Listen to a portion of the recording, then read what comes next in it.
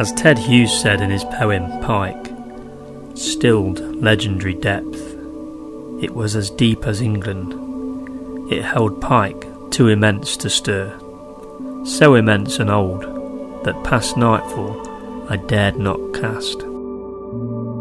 There are few fish swimming in the British Isles capable of stirring up such strong emotions.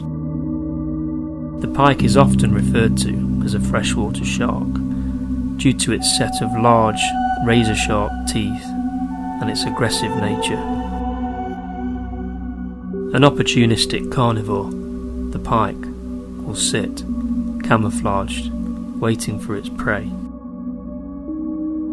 Being the apex predator in most British waterways, they have even been known to show cannibalistic tendencies, with large pike eating the smaller ones. The thing that fascinates me most about the pike is the soulless look in his large brown eye. He is a trained killer, an expert marksman. I have recently been honing the art of using a centre pin reel, an age-old design, and one that is perfect for trotting afloat in running water. I have managed to steal a couple of hours towards the end of a winter's day, and I start here on this small river, known to contain large pike. I start by running the float down the edge of the river, with the small deadbait suspended below a pike bung. The deadbait is suspended on a small circle hook, the type of hook used in shark fishing tag and release situations, due to the fact it does very little damage to the fish. As I let the current take the float, I will impart movement into it by flicking the line every few seconds. This will cause the deadbait to flutter up and down in the current and imitate a wounded or dying fish. Easy pickings for a hungry pike. I will experiment with different depths, tying a knot in the line above the float to stop it sliding any further. This helps set the depth and helps me find out where the pike may be laying. The weather is still very cold, and I would be assuming they would be laying in the deeper parts of the river. They can very often be found hiding under trees, undercut banks, and structure of any kind. They can also be found just about anywhere where you would least expect them. I will tend to use a roach as bait, as this is the natural staple diet of the pike. Sometimes I will use a sea deadbait in the form of a small mackerel. I find the smaller joey mackerel work better in this situation. The wind has suddenly dropped, and the weather is calm but cold. Approaching sunset, a beautiful time to be by the water at any time of year, and especially while pike fishing, knowing the bait could be grabbed at any moment. All of a sudden my float buries from view. My heart skips a beat. I count to 5 and lift the rod, connecting to a powerful fish. He tries to get away and makes for the roots under the tree on my left. The fight is spirited, and the fish shoots off like a torpedo, stripping line from my centre pin reel. This really is an exciting way to catch pike. As he breaks the surface, he makes one last dash underneath the reflection of the clouds, and then it's all over, quicker than I expected. Pop the hook out, circle hook, come straight out. And there he is, a pristine little jack pike, wearing his camouflage like a soldier. I lift him under the chin, the safest way to do so, especially for these smaller fish. I then get him back in the water, after resting him in the net first. I hold his tail and watch him kick away, strongly, back to the depths to terrorise the roach.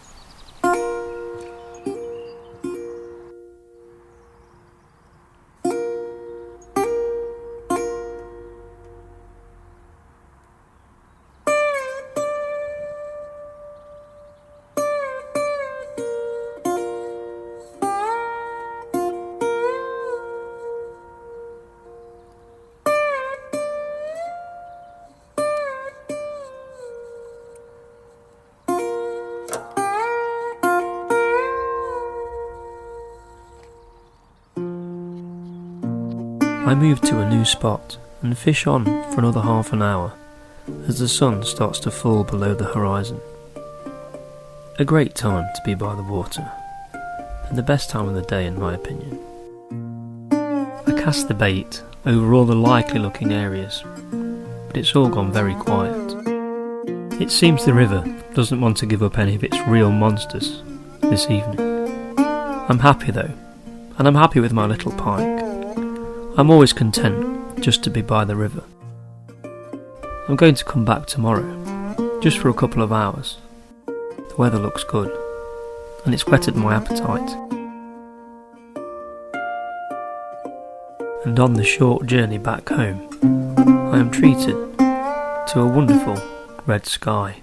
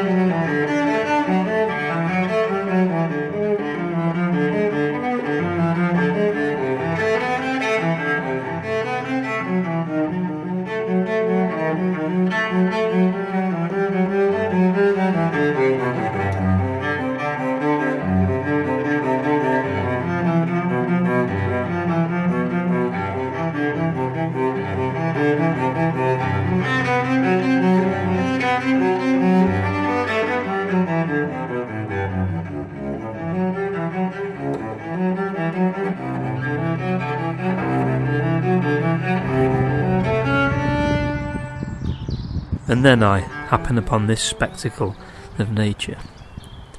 Where is David Attenborough when you need him?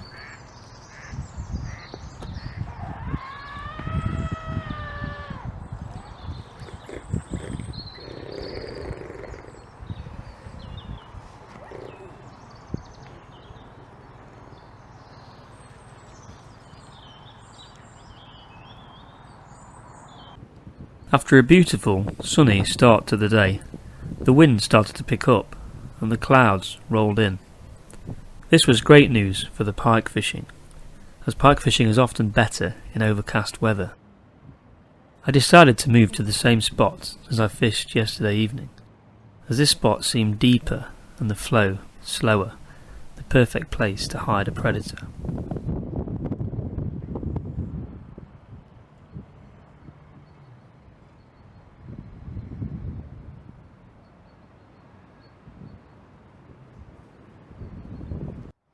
As I was looking away, my float buried, and I strike into the fish. Straight away, the fight feels different. This doesn't feel like a pike. And a large perch breaks the surface. He then falls off, and I am absolutely gutted. This is the only downside to circle hooks. They don't work too well on the perch. I recast and start jigging the bait back towards the bank, when suddenly a fish grabs it on the way down. I am met with a heavy resistance before the hook hold fails and the hook shoots through the air.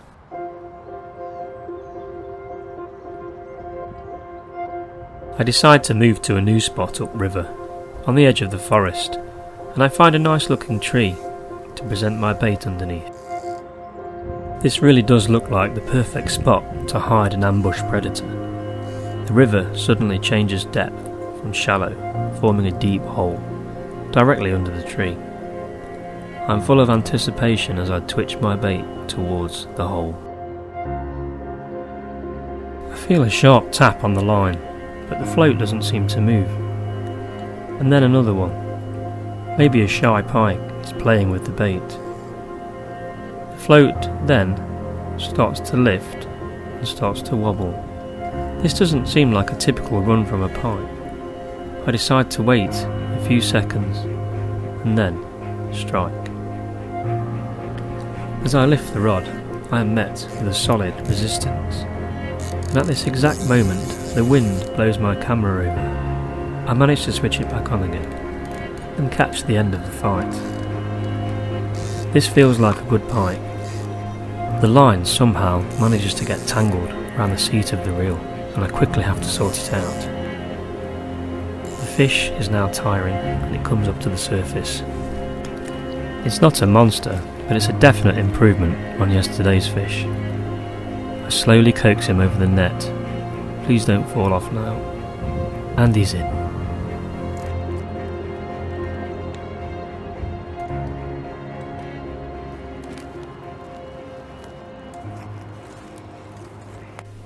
The fish is actually bigger than I thought, and fills the whole of my net.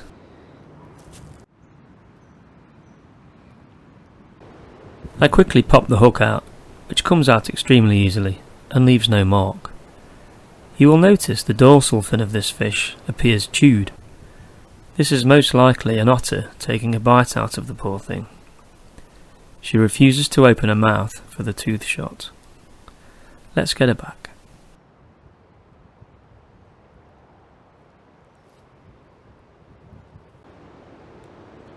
Before releasing her, I rest her in the net for 5 minutes, so she can regain her full strength. This is always good practice when pike fishing.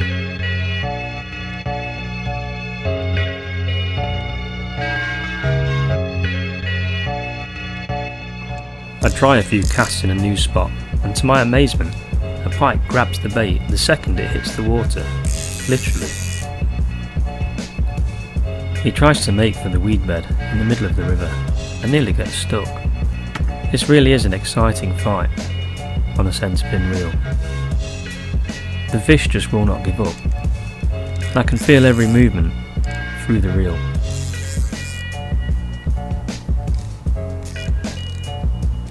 As he breaks the surface, he is only a little jack pike, but is punching well above his weight. Here he comes. Over the net. Don't fall off now. Gotcha.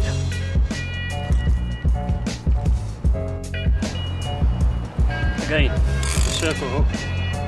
Hop straight. Hop straight out. Move onto the pike. Nice and cool.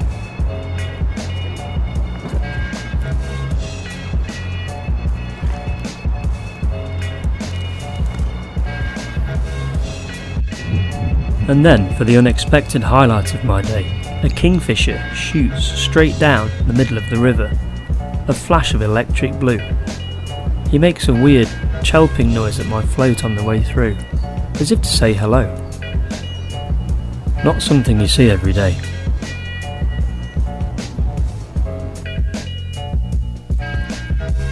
I managed to catch one more small jack pike to end the day. A beautifully marked fish, and a real little scrapper. The light starts to fail once more, and I decide it is now time to pack away. We haven't caught any monsters, we've had a few fish, and I've had a really good day. And anyway, there's always tomorrow.